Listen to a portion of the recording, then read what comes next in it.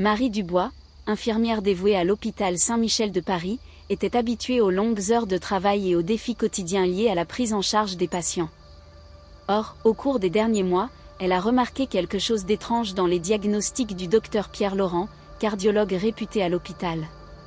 Des patients en bonne santé ont été diagnostiqués avec des maladies graves, tandis que d'autres, présentant des symptômes évidents, ont été considérés comme hors de danger.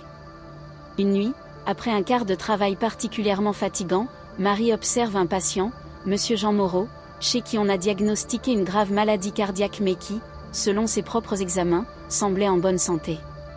Intriguée, elle a décidé d'approfondir ses recherches.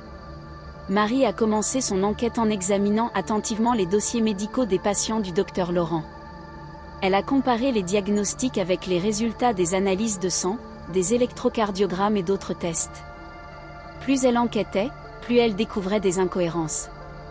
Marie s'est rendue compte que bon nombre des diagnostics du docteur Laurent ne correspondaient pas aux résultats des tests. Marie savait que ses soupçons pourraient être mal vus, alors elle a opté pour un plan discret.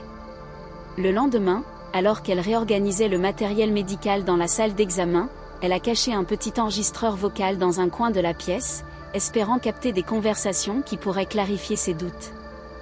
Ayant à l'esprit le cœur de ses patients, elle ne voulait pas éveiller des soupçons inutiles parmi ses collègues. Il a donc choisi un moment où la clinique était moins occupée pour placer l'appareil. Caché parmi une pile de gaz et des bouteilles de désinfectant, l'enregistreur serait hors de vue mais suffisamment proche pour enregistrer les conversations de tous les passants. Ce faisant, Marie revoyait mentalement les points qui l'avaient amenée à soupçonner que quelque chose n'allait pas. Les prescriptions semblaient incohérentes, les médicaments étaient en rupture de stock et elle entendait parfois des conversations étouffées qui se terminaient brusquement lorsqu'elle entrait dans la pièce. Quelque chose n'allait pas, et elle était déterminée à découvrir de quoi il s'agissait. Ce soir-là, après le travail, Marie retourna à la salle d'examen pour récupérer l'enregistreur. Le cœur battant, elle s'assit à son bureau et commença à écouter les enregistrements. Au début, il n'entendait que des bruits de fond et des conversations courantes entre employés, mais après quelques minutes, une conversation a retenu son attention. « Nous devons être plus prudents », murmura une voix. Marie commence à avoir des soupçons. Les choses devraient paraître normales jusqu'à ce qu'on trouve une solution. « Ne t'inquiète pas », répondit une autre voix. « Nous y sommes presque. Nous avons juste besoin de quelques jours de plus. » Marie a reconnu les voix. C'étaient ses collègues les plus proches. Le sentiment de trahison l'envahit, mais elle savait qu'elle devait rester calme et réfléchir attentivement aux prochaines étapes. Elle avait une idée, mais elle avait encore besoin de preuves supplémentaires pour comprendre toute la situation. L'enregistrement étant conservé en lieu sûr, Marie décide que le lendemain elle sera plus vigilante. Elle observait discrètement ses collègues, à la recherche d'autres signes de comportement suspect. Il envisageait également de partager ses découvertes avec une autorité de confiance au sein de la clinique, mais savait qu'il devait en être sûr avant d'accuser qui que ce soit.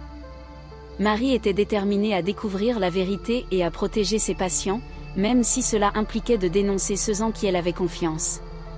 Finalement, une nuit pluvieuse, Marie s'enferme dans sa petite cuisine avec un verre de vin et son magnétophone. La pluie frappait les fenêtres, créant un son constant et mélancolique qui correspondait à son anxiété. En serrant légèrement la main, elle ajusta le volume de l'enregistreur et commença à écouter, passant rapidement par des conversations triviales jusqu'à ce que quelque chose attire son attention. Une voix masculine, qu'elle reconnut immédiatement comme étant celle du docteur Laurent, s'adressait sur un ton bas, presque conspirateur, à une autre personne dont le ton était tout aussi méfiant. L'environnement silencieux et la pluie dehors rendaient le dialogue encore plus sinistre. Les patients sur la liste ont été choisis. Veuillez vous assurer que les diagnostics sont enregistrés comme discutés. Les paiements continueront comme convenu. Le cœur de Marie manqua un battement. L'adrénaline commença à couler dans ses veines alors qu'elle se penchait plus près de l'enregistreur, les yeux fixés sur le petit appareil comme si cela pouvait l'aider à mieux comprendre ce qui se passait. Elle continuait d'écouter, désormais plus attentivement, chaque mot comme un indice crucial. Les enregistrements ont révélé une macabre, le docteur Laurent falsifiait les diagnostics pour obtenir un gain financier. Marie l'écoutait attentivement pendant qu'il discutait des détails financiers, mentionnant des chiffres et des noms qu'elle reconnaissait comme étant des patients récents. Nous devons nous assurer que les résultats des tests semblent légitimes. Les prochains transferts sont déjà prévus pour vendredi, disait le docteur Laurent d'un ton froid et calculateur. L'autre personne, que Marie n'a pas pu identifier, a accepté avec enthousiasme, posant des questions sur les procédures et démontrant qu'elle connaissait le dispositif. Marie écrivit frénétiquement les détails dans un cahier ouvert à ses côtés, les larmes aux yeux. L'horreur de la situation l'accable. Elle reconnut plusieurs noms évoqués par le docteur Laurent, des personnes qu'elle connaissait bien et qui servaient de pions dans un cruel jeu de fraude et de manipulation. Elle a écouté quelques enregistrements supplémentaires, confirmant l'ampleur de la fraude.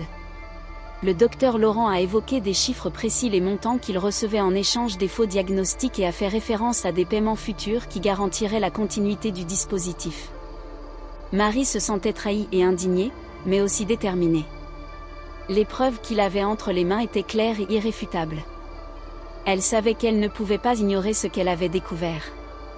Il devait protéger ses patients et veiller à ce que les responsables soient punis. Avec un profond soupir et l'enregistreur toujours dans sa main, elle commença à planifier ses prochaines étapes, sachant que sa vie et celle de beaucoup d'autres étaient sur le point de changer radicalement. Effrayée et horrifiée, Marie savait qu'elle devait agir rapidement. Mais comment dénoncer quelqu'un d'aussi puissant et respecté? Elle a décidé de demander de l'aide. Marie a contacté un journaliste d'investigation, Julien Mercier, connu pour ses reportages courageux et révélateurs. Marie a rencontré Julien dans un café discret de la rue de Rivoli. Elle a remis les enregistrements et expliqué ses découvertes. Julien promet d'enquêter de manière approfondie, mais prévient Marie des risques encourus. Le docteur Laurent était influent et pouvait tenter de la faire taire. Julien a travaillé sans relâche, vérifiant les informations fournies par Marie et trouvant d'autres preuves confirmant l'existence du stratagème. Après des semaines d'enquête, il publie un rapport explosif, révélant le stratagème de corruption à l'hôpital Saint-Michel. La nouvelle a eu un impact immédiat. Le docteur Laurent a été suspendu et une enquête formelle a été ouverte. Marie, même si elle craignait pour sa sécurité, se sentait soulagée d'avoir pris la bonne décision. Le scandale a ébranlé le système de santé français, révélant de graves failles et des pratiques douteuses qui avaient été dissimulées pendant des années. L'affaire a pris de l'importance dans les médias nationaux, déclenchant une vague d'indignation du public et des demandes de réformes profondes. D'autres hôpitaux ont commencé à revoir leurs procédures et à établir de nouvelles lignes directrices pour garantir la sécurité et le bien-être des patients. Plusieurs médecins ont fait l'objet d'une enquête et certains ont même été sévèrement sanctionnés pour leur conduite contraire à l'éthique. Marie est devenue une figure centrale de la lutte pour une médecine plus éthique et transparente. Avec une voix forte et un engagement inébranlable, elle a ensuite siégé à des comités d'examen et à des conférences, partageant son expérience et plaidant en faveur de changements structurels dans le système de santé. Son histoire a inspiré de nombreux autres professionnels de la santé à dénoncer les injustices et à promouvoir des pratiques plus humanisées. Des années plus tard, Marie a parcouru les couloirs de l'hôpital, désormais sous une nouvelle direction, avec une confiance renouvelée. Les murs autrefois marqués par l'ombre du scandale rayonnaient désormais d'une aura d'espoir et de renouveau. Elle pouvait sentir le changement dans l'air, la fraîcheur de la transparence et de l'éthique qui imprégnaient chaque interaction et décision prise en interne. En regardant les équipes médicales et les patients interagir, Marie réfléchissait au voyage qui les avait amenés à ce moment. Elle savait qu'il y avait encore beaucoup à faire, mais elle savait aussi qu'une seule voix courageuse pouvait faire la différence. Chaque petit pas vers la réforme était une victoire et elle était déterminée à continuer de se battre pour les valeurs auxquelles elle croyait. Ainsi, les ombres qui pesaient autrefois sur l'hôpital Saint-Michel ont été dissipées par la lumière de la vérité et de la justice, grâce à la détermination infatigable d'une infirmière qui refusait d'accepter la corruption en silence.